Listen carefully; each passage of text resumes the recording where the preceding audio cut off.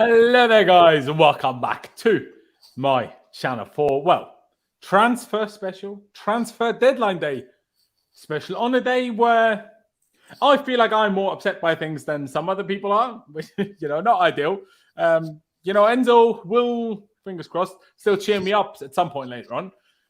But I'm still not as happy as I feel like I should be if we get Enzo. Today wasn't great in my opinion. But we'll talk about it. We'll share opinions. Maybe someone will convince me otherwise. We will get into the Enzo drama in a minute. I feel like most of you guys have heard about a lot of that already anyways. But while we wait for some more people to join the stream, let's just get into the nitty-gritty. Dharmesh, first of all, thank you for joining us. First time on the channel. I only met you yesterday on Charlie's stream, and here we are. See, life comes at you fast. Why are you coming fast? 100%, bro. Exactly. How have you felt Chelsea's transfer dealings in general this window? But then also what's been happening yesterday. Obviously, the Jorginho stuff came out yesterday, and then it materialized today. What are your thoughts at the moment? Like, is it good? Is it bad? Or does one drastically outweigh the other? Big up Laurenz and Pies as well. Thanks for having me on my debut on this channel. And hopefully I bring some good luck charm to maybe here we go for Enzo. But yeah, on a serious note, I think this window I can't complain at all at the moment. There's a few things that I'm I'm happy with in terms of sort of the timing of all the Enzo stuff, and obviously the Jorginho deal, which I'm sure we'll go into later on. But the signings that we've got through the window, like Mudryk, Felix, Badiashile as well, Mudryk as well. Am I missing anything from the top of my head? Nah, I think that's all we've. Gusto, he's only joining. That's it, Gusto as well. Yeah. So there's just loads of names that we sort of refreshed, like our whole attack within one window, and potentially our midfield as well, and some of our defense. So I can't complain about Todd Bowley. He's done a fantastic job as an owner, and we have to big up Vivell as well. I think he's probably been our summer signing, if I'm honest, in terms of a signing, just generally, just because of the structure that he's brought to our club, the infrastructure and everything, and the stability he's given our club. And yeah, it's really, really exciting times. Personally, I probably think Badiashile has probably been our best sort of signing from what we've seen so far. Obviously, Felix has only had sort of a half. Mudryk's only had 20 minutes. But that's one player I'm really impressed with so far is Badiashile. But yeah, man, who knows what's going to happen in this sort of last 5-6 hours? We're talking off air and stuff. But yeah, who knows, bro? Who knows? Exactly. I mean, hey, you mentioned Badiashile. It's easy to forget almost that we signed him this window. Yeah, exactly. So much has happened since then. It's crazy. But also at the same time, the fact that we haven't played in like 10 days or whatever it is also weird. Like it's just the whole mess. It's kind of a whole mess. Pice, first of all, thank you for being back on as always, mate. By the way, ladies and gentlemen, number one, subscribe if you haven't already. Hit that like button. If Enzo does get announced at some point later on tonight, I will be live again. Do not worry about it. But for the time being, nothing is confirmed. But Pice, before we talk more on Enzo, shall we quickly talk about Jorginho? You are one of the, I feel like few people, now I can't say few, but I feel like there's been a lot of people who have been way happier or way more, what's the word I should be looking for? Just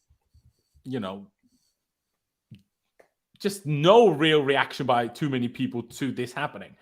Chelsea sold Jorginho to Arsenal for £12 million.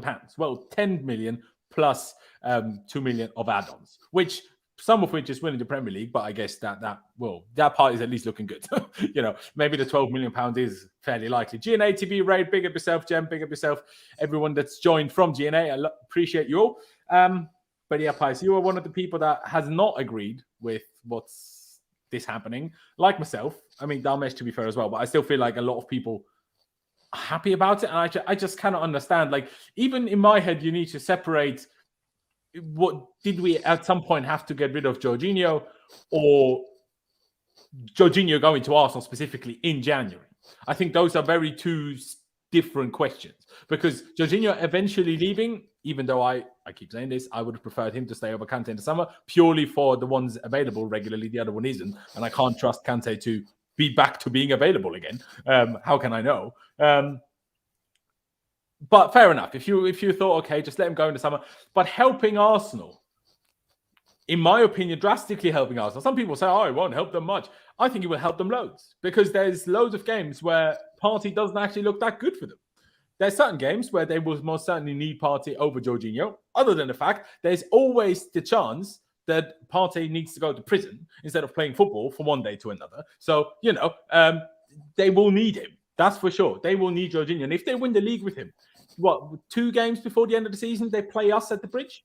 Imagine one of 2 options. Either we have to give Jorginho a guard of honor at Stamford Bridge. Imagine. Or even worse, they win it at the Bridge with Jorginho. Are you taking the mic on that? This is ridiculous stuff to me. Like, okay, if Jorginho had the amount of games that, say, Kovacic had this season, so like less than half of what Jorginho played, which is still a lot, still an important player, and I'm not saying we should let Kovacic go instead. But if that was Jorginho's level of importance to the squad this season, all right. Even if I like him as a guy, and that's why I was always going to be sad about him going to Arsenal, it's just from a logistics point of view, I just do not understand why you would let the one midfielder go that's actually been able to play regularly. I just don't understand because Kante isn't going to be fit tomorrow. Even if Enzo joins us tonight, who's going to play against Fulham? Is Enzo going to start against Fulham? And then where's our midfield structure going to come from? Like, I feel like there was the report earlier that Chelsea hope that Enzo Fernandez, if we get him, could still help us get top 4. What do they think happens? Like, we've signed about half a new squad, and now we're letting multiple of the players that kept it together until now go. Where's any sort of team chemistry going to be from? Like, where's it going to come from? There's a reason why most transfers happen in the summer when players have pre-season to get to know each other, play with each other. We basically have a completely different team now. Do people just expect for us to win every game now? Like, no, it's not going to happen because they're not just all going to gel together instantly. And what's going to happen from that? Every one of you idiots is going to come at Graham Potter again and say, he's a mid-table manager, sack him immediately. Because you people don't understand that that's what happens when you rip the squad apart. And it's already bad enough that we're bringing 7 players in. Bad enough in the sense that of squad chemistry. But now you're letting all these players... What? Nah, it baffles me. Baffles me. Guys, your thoughts? Yeah, similar to you, to be honest, bro. I think... I think the owners have just looked at it from a financial perspective instead of a sporting perspective. And I also, honestly, I must question how much authority does Graham Potter actually have over these owners? Like, where's his decision making come into this? Because surely you would not want to let a player like Jorginho go, who is your main starter as the number 6, and just like that. Like, you'd want a replacement in. Yeah, we might get Enzo Fernandez, cool, but at the end of the day, still not exactly the same player as Jorginho. At least does elements similar when they play a 6, but still, it's not Jorginho, is it? Jorginho is a very unique footballer, and I think, everyone's been saying to me, "Oh, look, but he's going to leave for free." It's only £10 million. Like, it's ridiculous. If we got 20, 25 million, fair enough, but it's like £10 million, and I think a couple of add-ons if they win the league and qualify for the Champions League, so we might get £1 million or maybe £2 million out of it. But who cares? Like, the point is, as you've just said, it's. I just don't think it's right. I'm a bit concerned of how many young players we're buying, and just we don't have much experience. Who do we have now in our squad? There's experience. He was our vice captain. We've got Thiago Silva. Aspilicueta is going to leave. Silva will only be here one more year. By the way, we'll have 1 or 2 players that are over 30. Exactly. It's just I don't know. I'm not going to say you can't win the big trophies at experience. Of course you can, but it definitely helps in those situations. And I just think it's a bit of a stupid move. And I think Chelsea fans have been extremely disrespectful today on Twitter from what I've been seeing, and just showing their true colours, really. I mean, I even saw one guy saying, thank goodness for no hop, skip and jump penalties. Like, he isn't one of our best players taking penalties that we've ever seen at the football club. He has the better penalty record than Frank Lampard and Didier Drogba. He's the most disrespected player at our football club. And as much as I hate that he's agreed to join Arsenal, can you really blame him? This fan base have treated him like absolute shit throughout the 100%. Whole time. So, yeah, I mean, I'm very disappointed with it. And I think who knows whether he'll do well at Arsenal. Notoriously, Chelsea players who go to Arsenal don't, but at the same time, I don't really see how he can do bad. He fits their team perfectly. He's got, destroyers next to him, ball winners next to him, and he might not even start. But that's actually a good thing for Jorginho because he's better when he doesn't have to play every 5 minutes. So I think it's a great deal. And the fact that Mikel Arteta is a big fan, it just goes to show you everything, to be honest, doesn't it? Like he can see his quality. I mean, people use that as when we were linked to Mudryk and hadn't had it done yet. I mean, me included, use that as well. Arsenal want him. They haven't really made a bad transfer in a while. So it can't be that bad, can he? And now that they signed Jorginho, everyone's like, well, he's awful. Someone in the chat said Jorginho wasn't playing anyway. Excuse me. What? What? Jorginho plays every game. Like, what are you talking about? And the next issue that I have with it is that I don't think Enzo should be, if we get him, and that's not done yet either, shouldn't be our most defensive midfielder. I don't think. I think there should be one more defensive than him in the double pivot, and he's the one that has a little bit of freedom, can drop to spray passes, and the other one can then go. But he can also move forward, use his shooting from range, play the decisive, creative passes also further forward on the pitch, because we're not just missing 60-yard passes. If we think we get Enzo and now we have a few 60-yard passes and that solves all of our creative issue, it's the most ridiculous thing I've ever heard. So, you need to let the guy also be involved in the part where we lack the creativity the most, not just him be stood in front of the centre-backs. That's not going to fix anything. So my issue, I'm not angry necessarily that we're losing the player quality of Jorginho. What I'm angry about is that, number one, we're helping Arsenal win the title. No, fair enough. You could say they're probably winning the title regardless. Fair enough. Okay, fair. But we're still helping them make it easier, though. But even aside from all of that, just because we don't want Jorginho to start every game doesn't mean we don't want him to be in the squad. Because even if we sign Enzo now, what? Do you want Enzo to play every single game until the end of the season? Well, that's not going to happen, is it? So then who's going to be the most defensive midfielder then? Someone tell me, because no one gives an answer. Whenever I ask this question, no one has an answer to this question. They just say, oh, Jorginho shit. That's the only thing, that's the only answers people have. And when you actually compare Jorginho to even Moises Caicedo, fucking Jorginho's stats look better. Oh my God. Like I say, it's not. I like Jorginho as a guy, more so than I do as a player. Even though I like him as a player, there's clearly weaknesses there. We all know that we needed to add something to it. We all know that at some point we would need to let him go. But do you need to let him go in January? To Arsenal as well. I just don't understand. Yeah. And then someone says Santos. The guy doesn't even have a work permit. Do you know how slow the UK government is? He'd probably have a work permit by the time we hit April. Do you know what I mean? Like, people just sit there and say, oh, it's good. Jorginho's gone. We got 10 million. And what are we going to do with those 10 million now? What? Gallagher is the one where the money would have been useful for, not Jorginho. Ah, my God. It's triggering. To me, it's triggering. I understand that it isn't triggering to everyone, but hey, it's triggering to me. And okay, Vic says Kante. Okay, he's going to be back in February. By the time Kante will be back, we might already be knocked out of the Champions League by Dortmund. So then the only thing we have to play for is the flipping Premier League, where we're currently 10th. So, great, amazing, Kante. And then what? Is he going to play 2 games and be injured for another 6 months? Like, people talk about Kante as if, people say Kante is still world-class. When was the last time you saw Kante play more than 2 games? 2 years ago. How do you know if he's world-class? How do you know? You don't know. None of us know this. It's like people saying, Chilwell, he's shit or he's great. No, we don't know that yet. We need to actually let him get over his ACL injury, let alone the next injury he had, to see whether he's good or not. Still, because an ACL injury can break a career and you might not be as good anymore as you were before. You can't just say, oh, fine, hopefully we have Chilwell back at some point. Well, yeah, but who knows if he's going to be as good as he was? Professor Di King, or D King, whatever, says recall Ampadu for the 6. I mean, honestly, I wouldn't hate it because we need a 6. But then again, this is not FIFA career mode, and you don't just have recall options on every player that you want to have a recall option on. People say this. It's not FIFA. We don't necessarily have a recall option on every player. I don't know why people don't know this, but and balance books. If that's the thing, just don't sign Fofana. And I'm not talking Wesley. I'm talking David Datro Fofana. If we needed 10 million from Jorginho so badly, just don't sign Fofana. Problem solved. This is not an explanation for anything to me. Damash. I mean, I went off on a bit rant, and I'll be honest, I ranted more than I honestly a little bit would. It's just like honestly, I've just been annoyed about it all day, literally. Even if we get Enzo, I still won't be over the moon now because I also still think our sport, like, we don't have a balanced squad now. And I'm like, how can the owner sit there and think, oh yeah, getting Enzo will get us top 4? We don't even have a midfield still.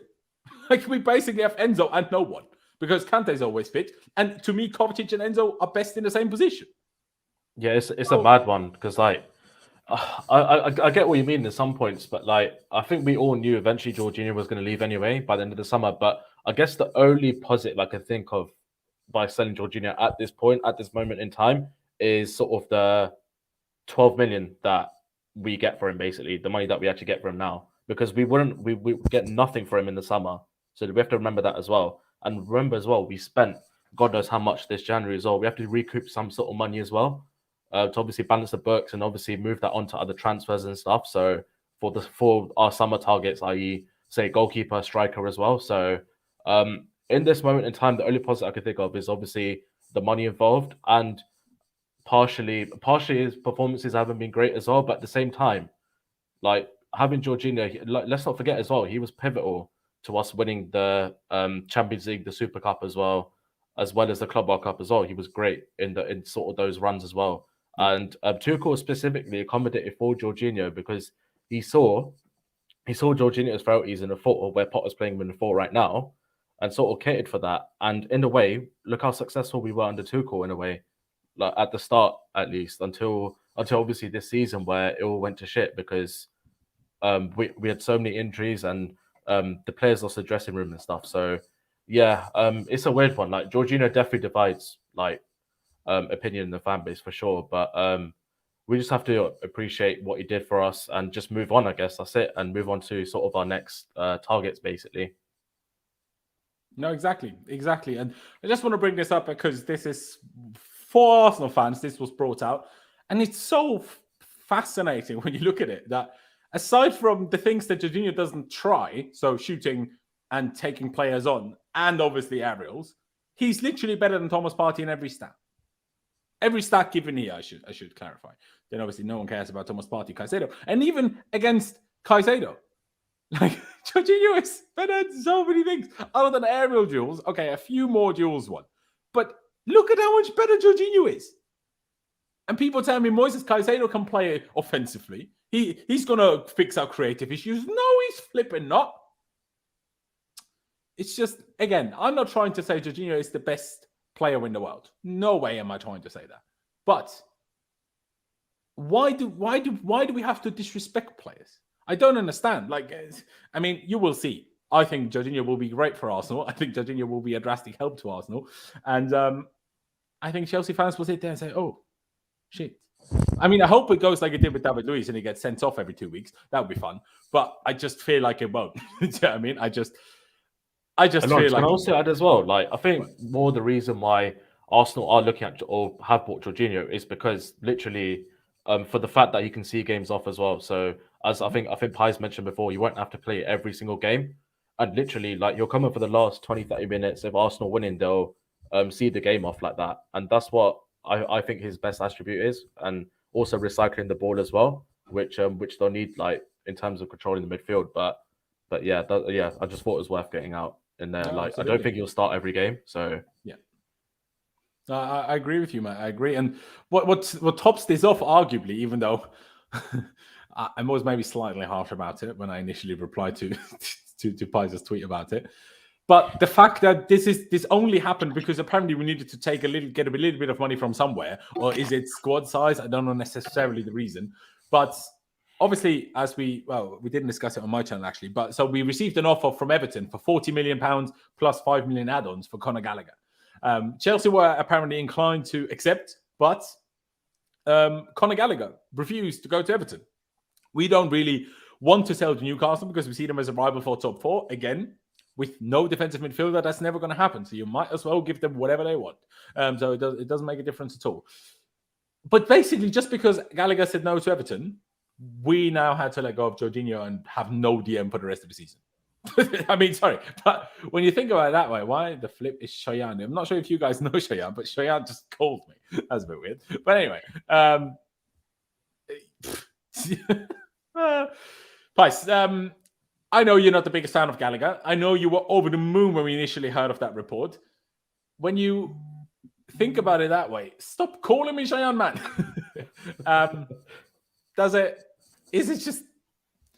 Is it just me? Because I'm like, come on, Gallagher, couldn't you have just gone to Everton and everyone could have been happy except Arsenal?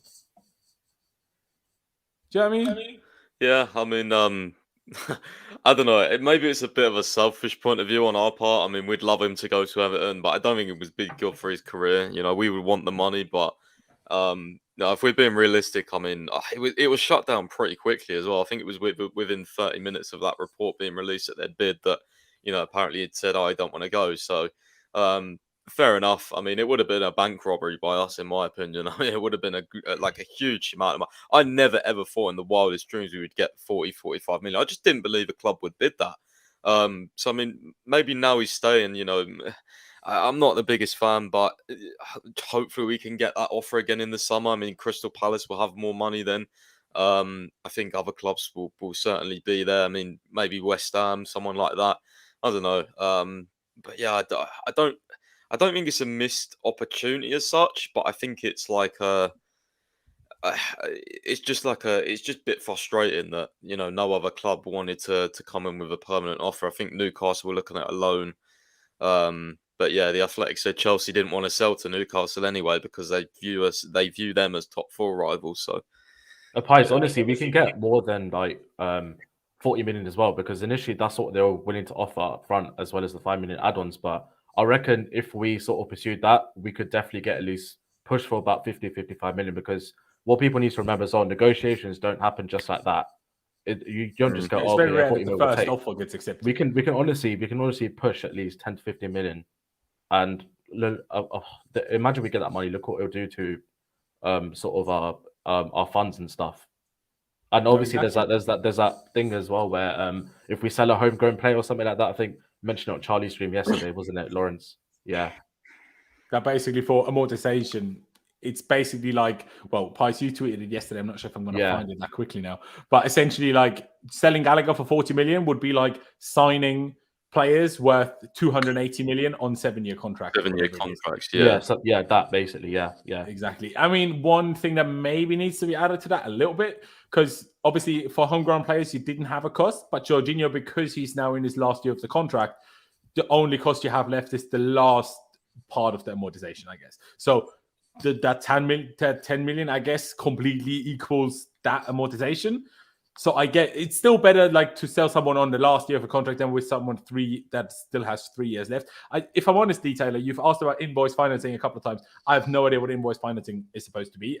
Maybe that's language barrier. I don't know. My English is good, but I don't know all the words. So maybe that's. But I have no idea what you're talking about. For me, perfectly honest. I can try and explain it. So there's a rumor going around from a big outlet in I think it's Portugal, maybe Argentina, but one of the two.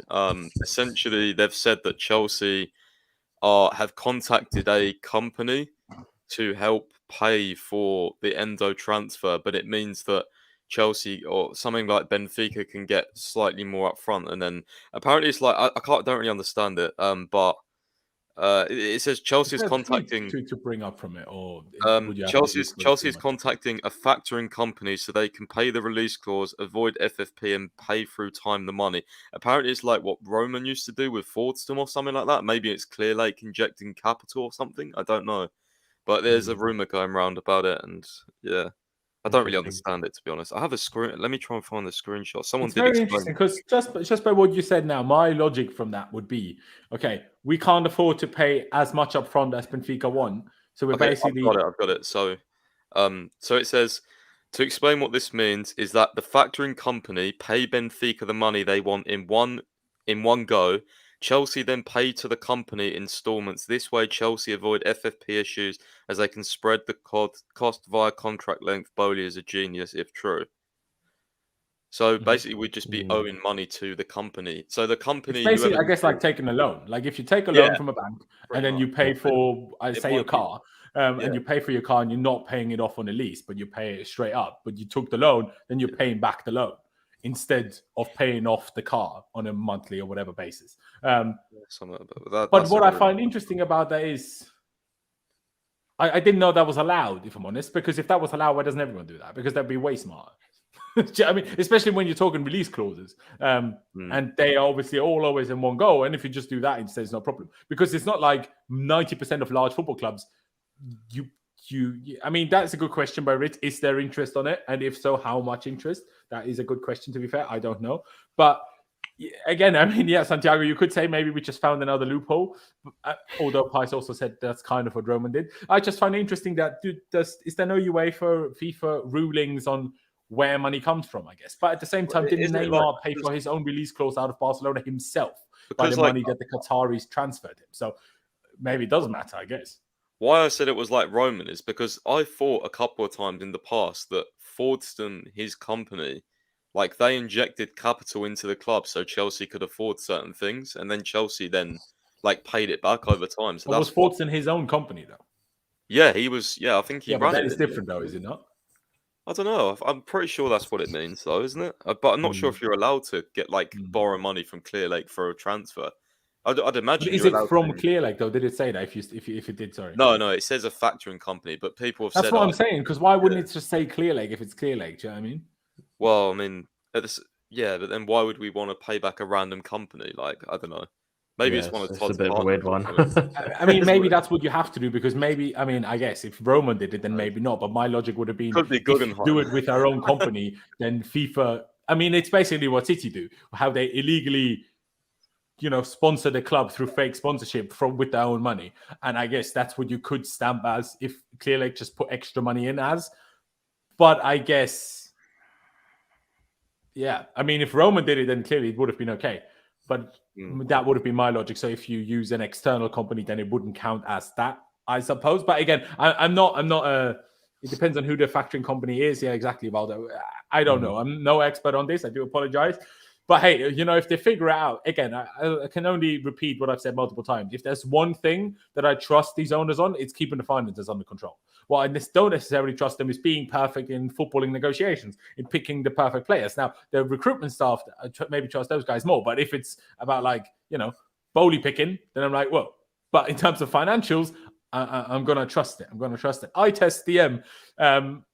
Comes with the £2 donation. Appreciate it, mate. He says, also, what about tax for transfer fee in Portugal? I don't know. The way I heard things, will you have Fabrizio stream in the background? I'm not sure if we're going to stream into it or just stop, because everyone's going to probably just go to Fabrizio once he starts streaming at 6 UK time. But, we'll see how things go. I think that Fabrizio stream is going to be crazy for us. Exactly that. Sure, yeah. And I doubt Fabrizio is going to be happy if I just bring up his stream or my stream. I don't think he might get cancelled, bro. Exactly. But about the tax for transfer fees in Portugal, this is a whole weird thing to me anyway, because I'm not sure about Damash, but Pice and myself, we've been in, let's say, this industry for a little while. We've been, covering news about transfers for years. And never once has anyone talked about taxes being the issue. Never once has that been mentioned, I think. So why it is all of a sudden an issue now, I don't really know. And also, I only heard tax being mentioned when it was in combination of the release clause being paid in one, which I still don't think we're going to do. So because we're not, I don't think the tax will be that much of a problem, unless it turns out we actually are paying the release clause with whatever factoring company we're using. That's the part what I'm not 1,000,000% sure about. But ladies and gentlemen, obviously, we have over 400 people watching, so that's brilliant. Subscribe if you haven't already. It's always massively appreciated. Hit that like button. And of course, if you want to ask a question like I tested, use the super chat function. If you want to become a member as well, to have your messages highlighted without super chatting every time, become a member. There's a join button underneath if you're on desktop, or link just a tiny bit down into the description if you're on your phone. Fake here we goes. We will get the here we go. All you need to do really is turn notifications on for Fabrizio and David Ornstein for today. Now, I've gotten a lot of unnecessary notifications today because that's what I did. So I've seen, for example, the latest one is official, confirmed. Jed Spence joins Rennes. Well, I don't give a shit, do I? But, when he does say, here we go about anything relevant for me, then I will at least know, and I will know it's real, because otherwise it wouldn't have been here. I mean, Damesh, what would you make of this idea that we've heard here? Like, basically, I'm just trying to simplify it. Taking a loan, which we then pay back, but we have no idea what the interest rate of that is. So arguably, we're paying more than we're actually paying because we have to pay back in interest. I doubt anyone's giving us multiple millions without having to pay interest, because if that's what they do, I don't think they would have that much money lying around. Hey, if we found another loophole, I'll take it. Do you know what I mean? Like, I'm a big fan of a loophole. I mean, yeah. Obviously, us as fans, we literally just care about the transfers and all the money spent and all that. But yeah, literally, it's all pretty much down to sort of the financial lot that work at Chelsea and stuff, and they've sort of like handled that, to be honest. But yeah, I can see the sort of loan thing working, because there's no way that we can sort of like just like dish out that kind of money just like that. So yeah, it's there'll be so many loopholes in terms of like conditions and like contracts in terms of what sort of loan company we're associated with in a way. So yeah, it's a bit of a weird one, but yeah, I think us as fans don't really take that much in consideration, unless like FFP do really F us up like quite badly, say in the summertime. But yeah, for now we should be good. I think we should be good. Yeah, there you go. I mean, someone said, when is Fabrizio's stream? Never, just always stay here. But yeah, like Raphael says, get the video to 100 likes at least, ladies and gentlemen. We need to get that done absolutely ASAP. But next thing, let's just get to what we all want to be talking about, realistically. Let's start with the David Ornstein tweet, which came out, when did it come out? About an hour ago now. Sources in Portugal tell The Athletic there's now heightened optimism. Agreement can be struck for Enzo Fernandez to join Chelsea. Benfica have granted permission to do the medical in Portugal just in case the deal is struck. So whenever we do agree a deal, that we don't after do the medical. We're just going to do the medical in case there's an agreement, everything's sorted, which in my opinion is still, Benfica wouldn't allow that if there wasn't at least a chance of it getting done, but I wouldn't see it as a guarantee that it gets done. Would you agree, Pais? Yeah, I just think it's interesting. Like, why are they even gotten to talk about like the medical? Even, if there's, it doesn't sound like someone who's just full release clause in one goal or nothing, does it? Like, I think there's a structure that will make them sell. It's just whether we get that. Maybe it's because of the paperwork thing, because there's a weird thing where medical, like, do you know when you see like late transfers happen on deadline day? Maybe there's a weird thing with the medical stuff like has to happen after, and that may hinder the transfer. I'm not too sure on that actually, but that could be a factor into why we're sort of doing the medical now. It's quite clever that we're doing it now actually, in terms of making sure that we get in before the deadline. So I don't know what you guys think of that. I don't know if that's part of the reason or. It could be. If you could, boys, just could do me a favor. You discuss whatever you're discussing. I'll be back in 2 seconds. Yeah, Norris, what do you think about that, Pais? In terms of in terms of time schedule or what? Like, yeah, in terms of the sort of medical in a way happening before the transfer, in terms of like after that deadline, because it's sort of happened in the past, hasn't it, where transfers haven't really gone through because of the medical, but it's kind of smart we're doing it before. they won't have enough time, I don't think, to get him back to London and stuff. That's so, why, yeah, it makes sense, but at the same time, like, I think Benfica, I just still think it's interesting how they've already talked about, like, they've already granted permission to do medical. Like, something's, me, I don't want to say close, but like, it's not like there's. Well, if it needs to happen, it has to be somewhat close because there's only a few hours left. Yeah, I just don't think you talk about the medical and stuff until you're happy with most of the negotiating personally. But no, I agree with that. I agree with that. That's what when we were discussing the other day, and I was discussing it with Charlie yesterday as well, in terms of, because we were talking, then if you want to get it done in time, you need to like have your agreements by, say, Monday. A lot of people are talking about. I'm like, well, there is ways around it, and this is one of those ways in which you don't necessarily have to have the agreement with lots of time to spare. You just find solutions like this, I guess. There has also been another updated tweet by Cesar Merlo. Sorry. I could have brought up twice his Pice's tweet, but I had this up first. basically, here's the translation. Up the top part is in Spanish. There are permanent meetings between Chelsea and Benfica to try to reach an agreement for Enzo Fernandez. The English have already informed the player and the Portuguese that they will bid for him until the transfer book closes. Nothing defined yet. Pys, I'll just ask you the question, the most important question. Do you think it gets done? And then we'll get into more detail. What is this? The deal is done. All of this theatre. All right, calm down. Don't think the deal is done. But hey, I mean, I hope you're right. But Pys, do you think the deal gets done? I mean, hey, someone said it. Do you think there is even the smallest ounce of chance that the deal is actually done and we're kind of waiting for Benfica to sort a replacement? Because before that, they're never going to give the full go-ahead. Yeah, potentially. Potentially. I do think it will get done, just because I think in there he says they've already informed him that they will bid for him until until the window closes, essentially. So I'm gonna put my neck out on the line and say it will get done, because I think, especially if this factoring thing is like true, I think we could possibly even pay the release clause, trigger it, and then do like, because we wouldn't be the ones giving them the money straight away. It would be that company, so that could be interesting. But if it does get done, I'd be very interested to see who like the financials, what comes out, like what we agree to.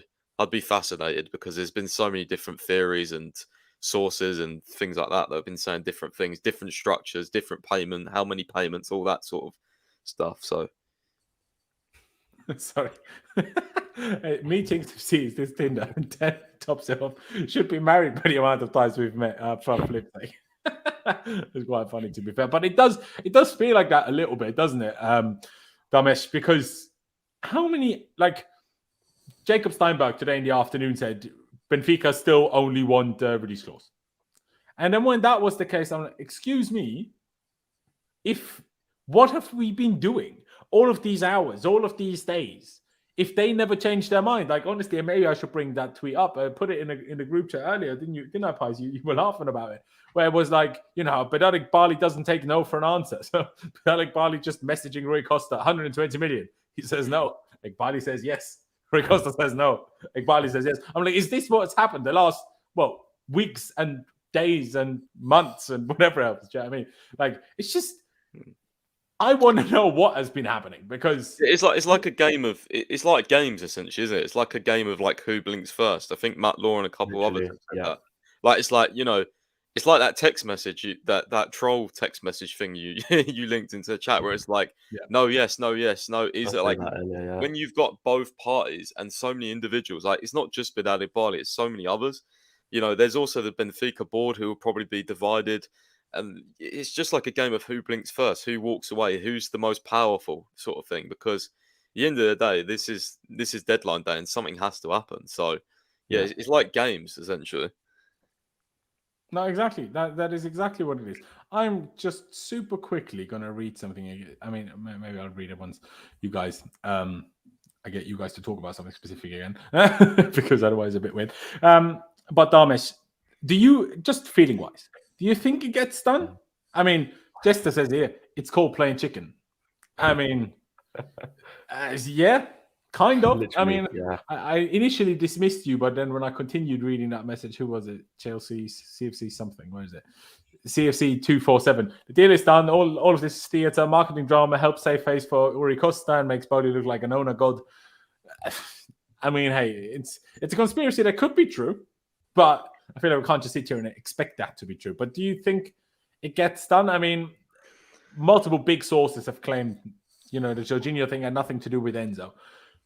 But like Jem, like others, I'm like, surely not. Surely we cannot agree to let the only actual 6 we have in the squad right now leave without having at least one other midfielder guaranteed, even if that one other midfielder isn't a real 6 either. So arguably still is an issue in that sense, but at least we're not letting someone go and not bringing someone in. Yeah, no, 100%. I think, as Pys said as well, I'm going to stick my neck out on the line as well and say, it gets done. Just because of the sort of reports we've been seeing recently and stuff, even during the day, like when there was reports that it might not get done, I was still like, okay, just calm down, just wait until the evening, let's see what happens and stuff. There's still a whole day of negotiating to get on.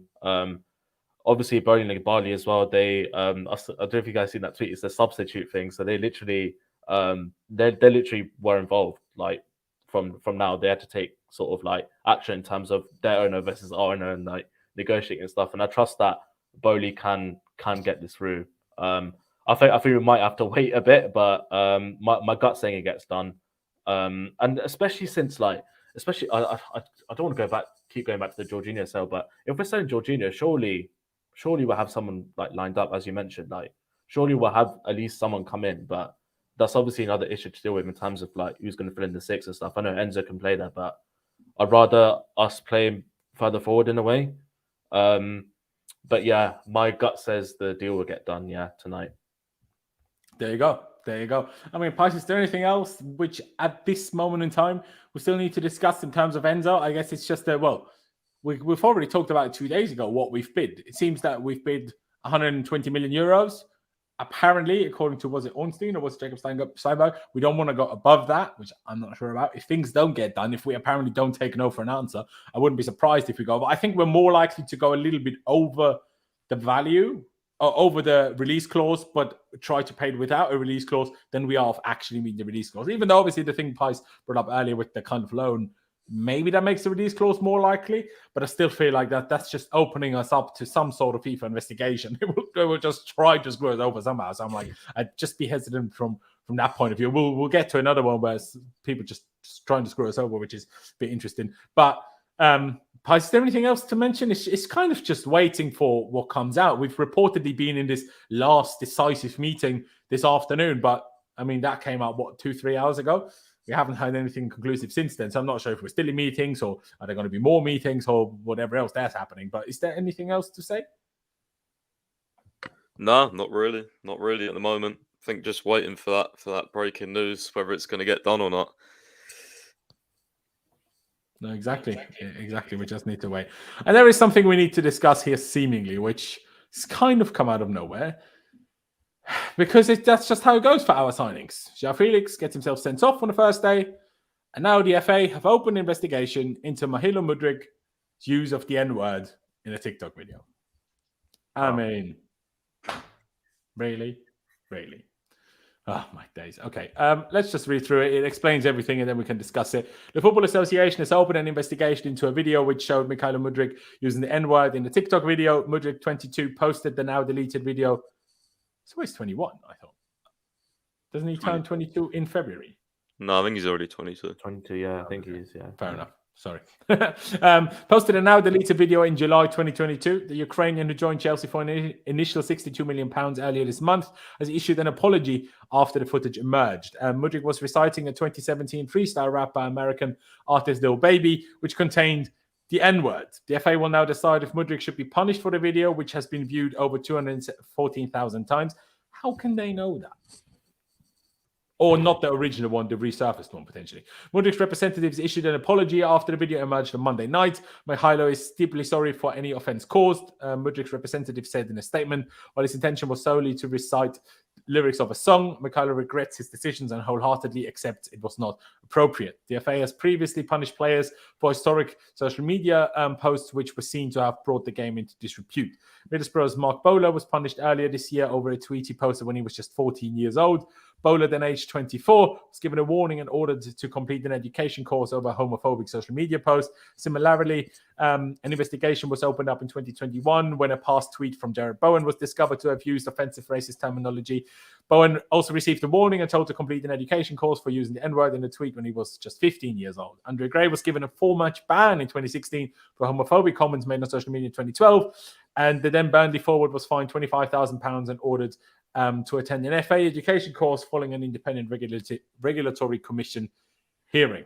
Now, obviously, what's very clear, what we need to say first and foremost, obviously, I'm not a fan, I assume that goes for all of us, of him using that N-word. It's always the whole lyrics thing of artists that obviously do use those words, and then, you know, you're kind of singing off. There's always been a very dodgy thing. When I've been singing songs, and I'm like, can't say that one.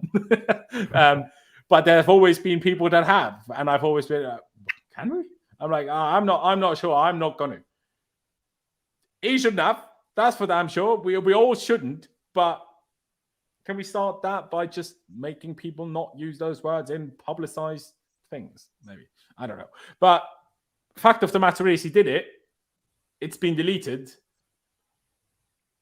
And there's clearly cases of in the past, players getting screwed over for in the past. In a normal situation, I'd say, well, but how can the English FA do anything about it while, he was obviously living in Ukraine and being there? But then when we've read the examples at the bottom of it, clearly they can. Please excuse the ambulance sound. But yeah, now what? I mean, it seems like most likely it's going to be a warning and some sort of education course. But Andrey Gray received a ban. And his was a homophobic tweet 4 years prior. So, I mean, I don't even know what to say, honestly, Damesh. What thoughts and reactions? Yes. Yeah, obviously it's not sort of nice to sort of hear about this kind of thing and story and stuff, regardless of the context and stuff. Yeah, unfortunately, I do think he'll get sort of a ban probably, or a fine at least for it. Especially since they've been more strict on this kind of stuff as well. So, yeah, we'll just have to wait and see, to be honest, see what happens and stuff. I don't know. Not sure with that. Yeah, it's a tough one. I mean, I do absolutely think that he needs to be aware that this is not an okay thing to do anymore. But seemingly, well, not anymore in terms of it's not an okay thing to just recite, lyrics, even if they're just lyrics. But he said, it's weird how they brought it up now, even though he, usually maybe it was trending or something on TikTok. I'm out of sure. Nowhere. Yeah. And I was like, I mean, again, I didn't know Mudryk back in the summer, but did anyone talk about it then? And it just seems like as soon as someone's important, then they talk about it. When someone's not important, no one gives a shit. And that's, in my opinion, that's where the problem stems from. All these big, whether it's an FA, whether it's a social media company, it's every idiot on Twitter, the amount of racial slurs you see there, you try to get them banned, you try to report them, nothing happens. And it's just do we want to get rid of racism, or do we just do things for media propaganda? It just, it seems weird. I'm not going to be upset about it if he gets banned. He did something wrong. The consequences will follow, but we'll just have to wait and see what consequences may be. The most difficult part is the examples of players that have done not necessarily the same thing, but somewhat similar things, where most of them were banned. Most of them were fined and warned and had to do an education course, but one of them was given a ban. So, I mean, Pys, your thoughts? I hope nothing bad happens. But you can't really predict, I guess. Yeah, I do agree with you though. I saw it come up not during the summer, but I saw it when Arsenal were linked with him. And it was being posted around on Twitter. But yeah, it does seem that as soon as someone becomes really important, obviously naturally it spreads more viral. But it's just I think that's a problem in itself. But yeah, I mean, I've watched the video as well, and I'm not excusing anything, but for me, when I first saw it, my first thought was I can't even he was literally his lips were hardly even moving in the video. I couldn't even tell he was singing, to be honest. But I mean, clearly he's apologized for it. Was he lip syncing it or was he singing it? No, it was just they were just reciting the words, but he was hardly rapping doing anything. Yeah, but I guess he still said it, so it's obviously wrong of him. This is tough ground for people like myself and Pys. Well, what are we going to say? If we say it's bad, people will say, "Oh, you don't care." And if we say it's not that bad, people call us racist. It was also a few years ago, right? I'm not saying it's 2022, so it was last year. Oh, was it? Okay. I thought someone said it was 2017. I was like, what? Not that it makes it any better, video, but, the song is from 2017, right. but posted the video in July 2022. Okay. Well, yeah, I mean, he should know better, even if English is not his first language. I'm sure he knows. I mean, that is another thing, obviously, culturally, but hey, they don't care, do they? In terms of when we think things are right or wrong here, then we just say that has to be. I mean, did all of these guys? What was the first example? I've never heard of him, but Mark Bowler. I mean, I don't know him, but it doesn't sound like he's English, and so he probably didn't live in England when he was 14. So they didn't care then where he was from and where this happened. So, yeah. But maybe that is also going to be the basis of why Andrey Gray got a ban and the others didn't. Maybe that has anything to do with it. But what can we do? We can just wait and see. What can I say? What can I say? Just don't do it again. That's the first of all. That's the most important thing. Learn that you're not allowed to do this. This is not a word for anyone aside from one group of people to say. Just deal with it. Do you know what I mean? Like, it's just what it is. Don't recite the lyrics. It's also like, I just don't understand. There's so many, like, it's so wrong because there's so many like white rappers that do this as well. Like they somehow get like permission to do it, but like he maybe like slips his tongue a little bit, and then he's gonna get punished for it. But yet there's so many like rappers that are white that say the N-word. It's so stupid. Yeah, I did find that funny. It should be banned just. It's literally like you're giving the opportunity to the FA to sort of like you're sort of like providing that opportunity for the FA to sort of ban you in a way as well. Because regardless, it's just, if they give him a warning and if they send him to some education course, I think that's a good thing. Because if he's from a culture where that's maybe less of an important thing, as it is obviously in the same, even more Western world than the Ukraine is, where racism is a big topic that we're trying to somehow remove from society, even if it's obviously near on impossible. An education course and helping him understand why it's wrong and why you should do that is a good thing. Just because what the only thing that will help racism is educating people for why it's wrong, and then hoping that people aren't bad people and then using it even though they know it's wrong. So you have to start with the people that use it without at least understand, even though they know it's wrong. Most of them, they don't understand why it's wrong and they don't understand why it's offensive. And if we know obviously Carefree Gem who does Carefree Jan, I think it is. The guy who does Jam, yeah. Jam. He responded saying this is total bullshit. And he thinks suspending Mudryk will transform into a demon. So I mean that's another thing though as well. It's like, who is he? Like, if he directly insulted someone, then fair enough. And people could say, well, he's directly insulting all black people, but like, does it like? I just have a feeling like they've brought this up because he's now a Chelsea player. I don't even think they would have brought this up if he was an Arsenal player. I'm generally that convinced. True. It's genuinely ridiculous. I was fucking stupid. Just send him on an education course if they need to do that. And then he's already apologised as well. His representatives already apologised. So like, what's the need for any further action? Like, I mean, like I say, I think we absolutely, like, if they send him to an education course, that's still a good thing. It's not going to harm him that easy. So if then I don't think anyone can complain. But yeah, here's what Jam said. If you guys have been following the channel for long enough, you will have seen him on the channel in the past. My guy's just a bit busy nowadays. Sometimes talk to him to bring him on, but he tends to not be available when the prime stream. But yeah, he says it's total bullshit. Anyhow, they even... Not sure what he's trying to say, but anyhow, they even think of suspending Mudryk. I will transform into a demon. I would quite like to see Demon Jam, though. It might be quite interesting. But that's still. I would still rather they don't flipping suspend Mikhailo Mudryk, if I'm being perfectly honest, just because have we not had enough suspended players, man? But I obviously don't want to sit here and say, I don't want him suspended after doing that. It's tough ground. I tell you, tough ground. Before we get into the flight drama, because hey, don't we love a bit of flight tracking?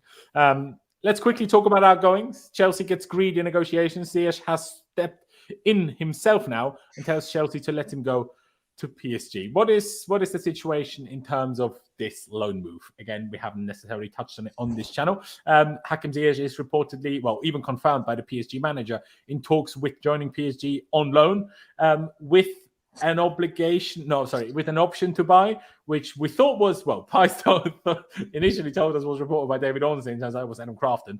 Not sure if that makes it any less credible, but do we have is there supposedly going to be an option to buy in there, Pies?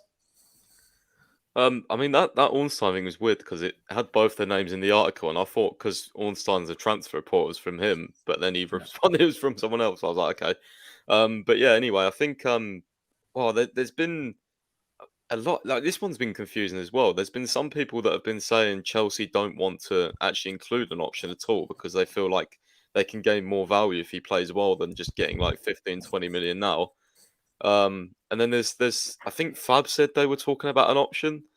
So I don't know, it's a bit unclear, to be honest. I'm quite confused on this one, but I guess it'll be revealed soon. It's quite I've got a hard. feeling Will be this revealed might soon. stall I mean- actually. This transfer, I've got a feeling this might stall the Ziyech one. Especially since we're sort of being, as you've said, Pies, like gets greedy, or the person that's reported saying gets greedy. So yeah, I think for now, I personally I don't think we'd sell now, just because of what's come out in the last sort of like 15-20 minutes and stuff. But definitely in the summer though, I think he'll be gone in the summer, I think. But do you still think he will leave, or do you just think he won't be sold? Because obviously we're talking loan with most likely option to buy for them. I don't know. I personally, in my opinion, I think he'll stay with us. Okay. Even now, yeah, that's just what I think. But I don't know. Obviously, you never know what will happen in the next sort of 4 or 5 hours in terms of where if Ziyech will obviously go to PSG on loan or stuff. But yeah, I personally think he'll stay at least till the summer, and then the summer definitely will be gone for sure. I think, yeah. Whether that's yeah, it will be permanent transfer in the summer, I think. It's a weird one to me, because the fact that the PSG manager literally confirmed that they're in talks. Yeah, I would think it's going to happen now that we've apparently, said this and asking for more or whatever in terms of whether it's in the option or whether it's for loan fee. I don't know. But if Ziyech is pushing for it, I mean, we literally signed Madueke essentially as his replacement. Sterling is about to be back fit anyway. So what do we this is a position where we can actually let a player go, unlike Jorginho. Do you know what I mean? I'm like, let Ziyech go. It's fine. We have plenty of players in those positions now. I agree. Unlike in midfield, especially at the end, but we don't have anyone enough players. So I hope it happens. I mean, Pies, what is your thoughts in a sense of PSG don't want a permanent deal? Yeah, no, exactly. They want a loan, and then with an option to buy. But Pies, what are your thoughts? Initially, when we heard that would supposedly not be an option to buy, I was a bit confused by why would we even entertain that then. At the same time, I then tried to kind of explain it to myself, and I came out with some sort of explanation, which then was kind of nullified by the fact that we then heard there is an option to buy anyway. But my initial thinking was, well, if we feel that he's actually better than he's been able to show at Chelsea and the Premier League, which I think is part of his struggles, it just doesn't suit the Premier League, in my opinion. If you let him go to a different league, if he can shine there, even if it's only 3.5 months until the season finishes, you've got to remember, because it's January 31st. You've only got February, March, April, and then halfway through May is when the last game happens of the season. So it's 3.5 months, which is crazy, because João Felix has played his whole 60 minutes and is only here for another guaranteed 3.5 months. But yeah, then maybe the value can increase and you can sell him for more than if you include an option to buy now. But what would you say about this then, Pies? Would you have accepted both, or is it only acceptable one way for you? I would only accept the permanent transfer. 25 mil plus, 25 mil plus, probably. Yeah, I think obviously that I would say he's probably worth more, to be honest, but because of his age, you're probably not going to get any more. And I think I'm a little bit nervous about Madueke staying fit, knowing that we only have the only other sort of right wing is Sterling. I mean, Pulisic can play there, yeah, but then on our left we've only really got Mudryk. So I mean, Hutchinson obviously not in the equation, might even go out on loan. So yeah, I'm not missing anyone, am I? I feel like I'm missing someone, but I don't think we actually have got that many. I guess you could play João Felix on the right, but that's just shoehorning someone. Yeah, I mean, you could do. So we've got alternatives. Obviously, Chukwuemeka's played on the left a bit, but it's not. I just don't think it's. I mean, it's great if Sterling and Madueke stay fit, but if they don't, it's. I mean, you just need Sterling to stay fit. I would say anyway, but it's like one of those. Is a fair point. You don't know. It's like one of those. It's like a hypothetical. See what happens. Kind of like the Reece James and Gusto one for me. You kind of like if Reece James stay fit, it's all good. But yeah, it's a difficult one. Like I say, if I compare to what our options are in midfield, and we decided to let Jorginho go, I'm surprised that we aren't super happy to let him go, if I'm being perfectly honest, in terms of options. I mean, yeah, you obviously make a fair point. Pulisic will take still a little while to come back, although apparently his recovery is ahead of schedule. So then you've got Mudryk and, although you might get banned, Mudryk and Pulisic for the left, Sterling, Madueke for the right. Do you need more than that? As much as it's not ideal, Fofana can play out wide, Havertz can play out wide, Mount can play out wide, Gallagher's played out wide. there's still options if super desperately necessary. We also can't forget we're not in that many competitions anymore, so we don't actually get that many midweek games. Like, so injuries, the likelihood of injuries should, in theory, touch wood, reduce itself at least. What can I say here? Super chat by there. I'm going to call you. Sorry if I butchered that name. Let's play Chelsea panic buy bingo. Okay, let's do it. If we don't get Enzo, who is a realistic option to come to Chelsea? Ooh, good question. Dummish. I'll ask you first. Who is? I mean, there's probably not a realistic option out there, quite frankly, at this point anymore. But who is? Is this question tailored to the sort of the few hours left of the transfer window? Or Yeah. If Enzo doesn't happen, who else can we get in the last second? Oh my god! Wow. I have to go. It probably has to be Caicedo, right? That's the only name I could really think of in my head at the moment. Maybe potentially Edson Alvarez. I don't even know maybe if they will just agree for anything. Edson Alvarez potentially as well. That's another name that I've sort of come across as well. Maybe yeah, Amrabat. It seems like Barca aren't getting because they don't want a permanent option. So I guess that could theoretically be probably those three names. But yeah. Do you know what? Who's? I don't know. That question was realistic. I was going to say one name that hasn't been mentioned, but I'd pretty much like to see at Chelsea is Paulinho at Fulham. Actually, I think he's a really, really good player, and I think he could play that 6 role really well as sort of like a out and out Jorginho replacement in the summer. As in for me, like one to watch for the summer, in my opinion, in terms of buying. Yeah. So I just saw something really funny. Sky Sports just said Manchester United got offered former Chelsea loanee Saul recent hours, but it's not happening. No way. Imagine that. They're going for Sabitzer, aren't they? So, oh man. I mean, there was a second where we were linked with Sabitzer, but that died down very quickly. Not the worst player in the world, it's just not, again, what we needed. He would be another one of the position of Enzo and Kovacic and Ruben and Gallagher and all of them, it's another one that does all of that, but nothing defensive, isn't the ideal defensive one. So it's a tough one. I mean, Amrabat. I mean, there's people that said Lavia. People in the chat in the past have talked about Mendy, players like that. They ain't realistic. Kone, the Thuram brother. There's names out there, but just get Enzo done, man. Do you know what I mean? Pies, any panic buy bingo names you want to throw out there?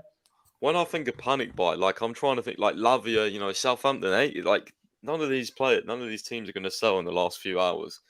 So I'm thinking more like, I don't know, like probably like Sander Berge or someone like that, or someone just really obscure from like. At least he'd be an actual DM. Well, I have a Sheffield United mate who says he's not, so that's interesting. Well, maybe not. Yeah, apparently he's best as a 10. So I was like, oh great, that's what we need. Oh well, then I'm clearly mixing him up with somebody else because I was thinking, he's a DM, but maybe he's not. really tall, but he's not a DM apparently. Yeah, he's like a But that would be my prediction. Someone like that, someone just don't really think of. Yeah, there you go. I mean, hey, if someone said bring back Bakayoko, his loan to was it Cremonese or whatever, has apparently fell apart for fee reasons or whatever. Can Man United just take him? They're looking for a midfielder. Can they just take him or something? I don't know. I mean, the one thing Bakayoko has on him, he's got one of the best songs to ever come up. Oh, what song it was, man? After one game, man. Never get out of the end. But yeah, ladies and gentlemen, just because Fabrizio is live right now, I'm also about to head on to another stream. And if Enzo does get confirmed, we will be streaming later on again anyways. I think we're going to round this one out for the time being. I also know Dharmesh doesn't actually have much more time than this anyway. So ladies and gentlemen, if you haven't already, we still have over 300 people here. Appreciate you all. Please do subscribe if you haven't already. It's massively appreciated. Hit that big red subscribe button. On the way to 20,000 subscribers. Every new subscriber counts, so please do hit that subscribe button. Hit the like on your way as well. Just one click of a button, doesn't cost you any money or any time. But yeah, let's just hope and pray we get Enzo done so this day can at least be a little bit better. No, it will be a lot better. But I still won't be happy about Jorginho having gone to Arsenal, no matter whether we sign Enzo or not. That part in itself, I will not like. But yeah, ladies and gentlemen, thank you guys for watching. Please check out Pice's website down in the description below, CFCP365.com. Follow Pice on Twitter. Follow Dharmesh on Twitter. Check him out. Hopefully, we'll have Dharmesh on more streams in the future. Thank you for coming on, mate. I appreciate it. But yeah, ladies and gentlemen, thank you guys for watching. Up the Chelsea, Everton onwards. So we can get Enzo, and we'll see you next time. Get ready for Burge.